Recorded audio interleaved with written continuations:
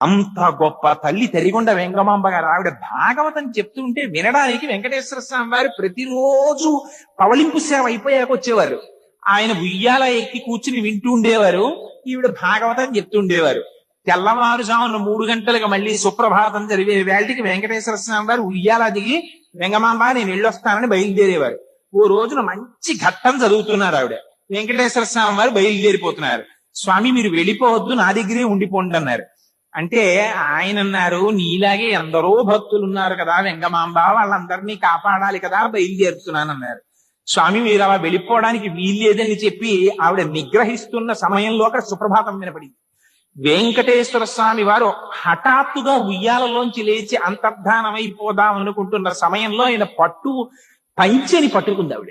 పట్టుకుంటే ఆ పంచ పర్రున సగానికి చిరిగిపోయింది. వెంకటేశ్వర స్వామి అంతర్ధానం అయిపోయి శేషశైలంలోకి వెళ్ళిపోయారు. అర్చకులు దేవాలయం తలుపులు తెరిచారు. కౌసల్యా సుప్రజా రామ పూర్వా సంధ్యా ప్రవర్తతే అని దర్శనానికి వెళ్ళారు. సగం చిరిగిపోయిన పట్టు పంచతో ఉన్నారు వెంకటేశ్వర స్వామి. ఇదేమిట్రా, దొంగతనం మాత్రం కాదు, పంచి చింపెవరు పట్టుకెడతారు, ఎవరో భక్తుల వల్ల జరిగింది, ఎవరున్నారని చూశారు. ఇంకెవరు, వెంగమాంబ గారి ఇంట్లో ఉందేమో చూడండి అన్నారు. అందరూ గబగబా తరిగొండ వెంగమాంబ గారి ఇంటికి వెళ్ళి ఆవిడికి నమస్కారం చేస్తే పట్టు పంచ వద్దంటుంటే లేచి పారిపోయాడు. సగం చిరిగిపోయే పంచ నా చేతిలో ఉంటే మడత పెట్టి పూజా మందిరంలో పెట్టా, తీసుకుపోండి ఆవిడ. అంటే లోపలికి వెళ్ళి చూస్తే పూజా మందిరంలో ఉంది వెంకటేశ్వర స్వామి వారి యొక్క పట్టు పంచలో సగభాగం. దాన్ని ఊరిరిగింపుగా తీసుకొస్తుంటే ఆలయానికి మిగిలిన సగభాగం కూడా అదృశ్యం అయిపోయింది.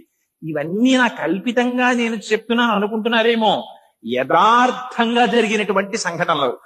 ఆ తరిగొండ వెంగమాంబ గారు జీవ సమాధిలోకి వెళ్ళిపోయారు. ఆవిడ సమాధి ఇప్పటికీ వెంకటాచలంలో ఎక్కడుందో తెలుసా అండి? ఆది వరాహస్వామి వారి కాటేజెస్ ఉన్నాయి, వరాహస్వామి కాటేజెస్ అని పిలుస్తాం మనం.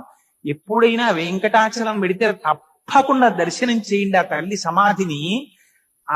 దాని వెనకాతలకు చిన్న రోడ్డు ఉంటుంది, ఆ రోడ్లో వెడితే తరిగొండ వెంగమాంబ జూనియర్ కాలేజ్ అని స్కూల్ కనపడుతుంది.